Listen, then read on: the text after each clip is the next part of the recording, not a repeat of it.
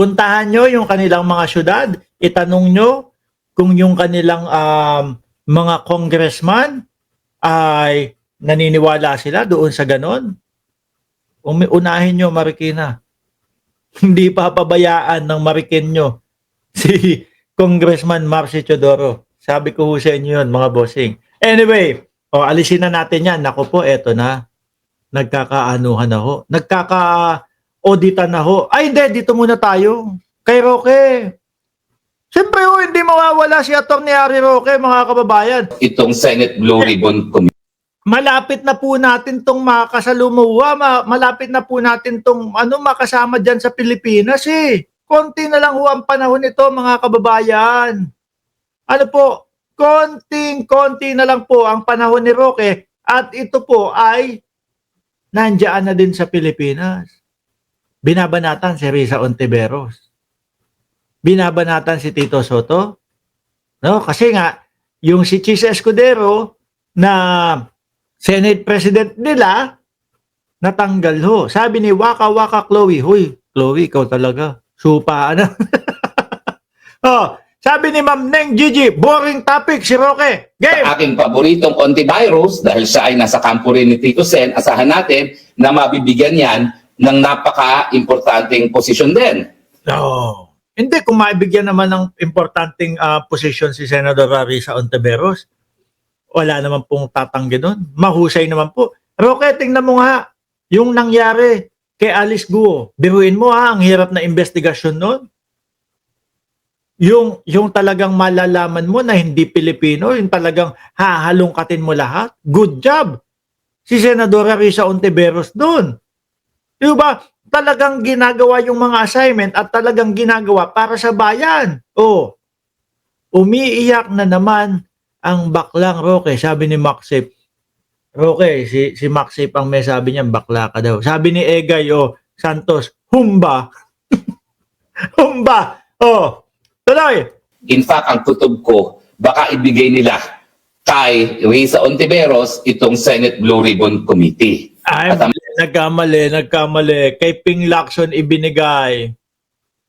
Kay Ping Lacson ibinigay. Bakit to? Kasi naman, kita nila na talagang yung kampo po, yung tropa ni Ping Lacson mga bossing, yung grupo ni Senator Ping, talagang tumatrabaho. Ano po? Sabi nga ni Senator Ping, Presidente, nandito po kami sa likod ninyo. At ang lead na ginagamit nila Senador Ping Lacson, yung pong sumbong sa Pangulo, mga kababayan.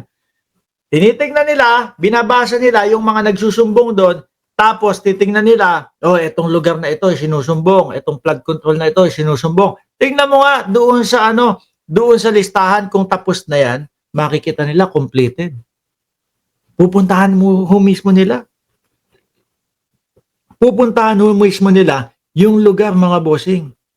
Makikita nga doon, ni isang hollow block walang inilagay, hindi tapos, walang naumpisahan. Sabi ni Eli 1925, batikang investigador, si Ping Lacson.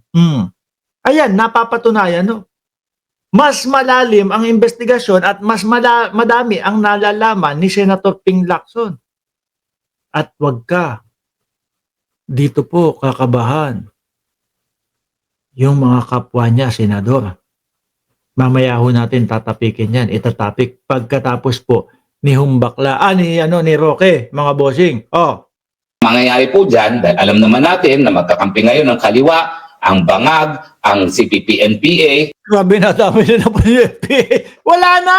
Lusaw na yun! Dinamay mo na naman! Anak ng tinapayan. At ang mga loyalista, yan po ay katapusan na ng investigasyon dito sa maanumalyang mga flood control. Mag-ilala, hindi pa katapusan yan. Panigurado ho ako, Roque, na umpisa pa lang ito. Umpisa pa lang si Boss Joel.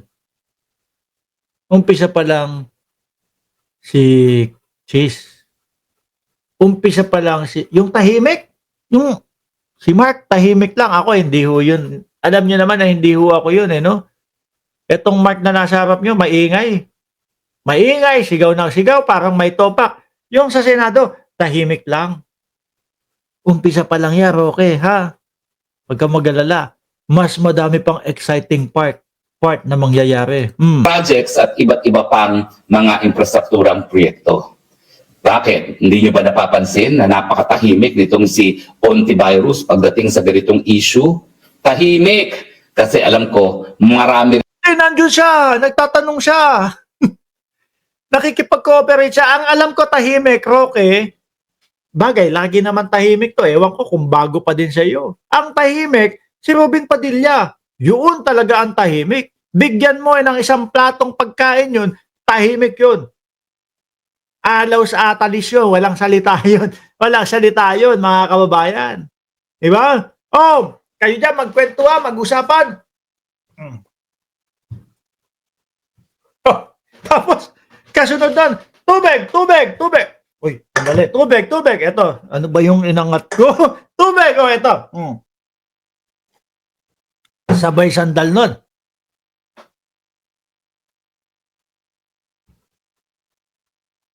Gaganon na yun. Di ba? Ano na, sa bigote niya. Yun ang tahimik. Si Ontiveros nakikipagtanungan eh. Debate si Ontiveros. Si Robin Padilla, tahimik lang. Tsaka si Mark Villar.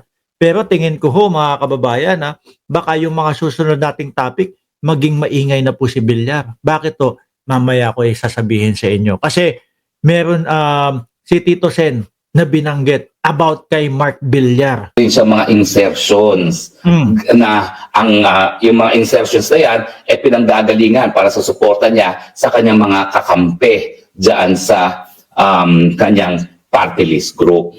Sandali, ano? Sino daw ang may insertion? Boss Mark, nagsalita na si Arjo Atayde, wala daw katotohanan ang bintang sa kanya ng mga diskaya at with matching kaso nga di ba, yung ibang mga kongresista. Oh. Ang alam ko may insertion, hindi si Risa Ontiveros. Ang bilang pang 142 142 billion. Tapos, ang matindi pa, sabi ni Senator Tito Sen, 142 ba alam nyo sa insertion? Nung kinuwenta namin, nung tinignan namin, from 825 billion, pagdating daw dun sa Senado, naging 1.125 trillion. 300 na bilyon yung insertion daw. Base po yun kay Senator Tito Soto. Ha, Roque? Dapat wag po kayong mag-alala, sir. Sir Aurelio Eliorin, lalo na ho, ito po si Tito Soto, ang Senate Senate President. Wag po kayong mag-alala. Tingin ko po ipahuhukay po yan. At wag din po kayong mag-alala. Tingin ko din ho, mga kababayan, mas madaming ang boboto na ungkatin, tanggalin sa pagkaka-archive yung impeachment ni Inday Sara Duterte. Sabi ni Oger, paano kung meron Mark ng puncher yung ledger? Naku po, wag mong papakita kay Bato de la Rosa yan. Ipagpapatayan ni Bato de la Rosa yan. Alam niyo po, yung dokumento, hindi po ako pwedeng magkamali. May 2 butas ng puncher. No? May 2 butas ng puncher at bihira po yun na ganun kapag may butas ng puncher. Kayo, trip nyo si Bato. Lagi nyong inaasar si Bato. Tapos kapag hindi naman natin topic si Bato, biglang babanat kayo ng ICC. Matatakot naman yung isa, kakabugin na naman yung dibdib. Come on, Mick Madi! Tapos tatanungin nyo na naman ako, mahaba tuloy oras natin. Mark, ano yung sinasabi mong Mick Madi? Mick Madi po, make my day yun. No? Kaya lang pag si Bato de la Rosa, yun ang gagalaitin, ang gigigil. Mick Madi! Come on, Mr. Trillanes, Mick Madi! Kayo, tingnan nyo, hindi naman kasali si Bato de la Rosa dito.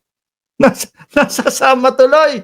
Alisin na nga natin si Roque. Palagay ko, name dropping yun. Dapat may ebidensya siya, sabi ni Roberto Buban,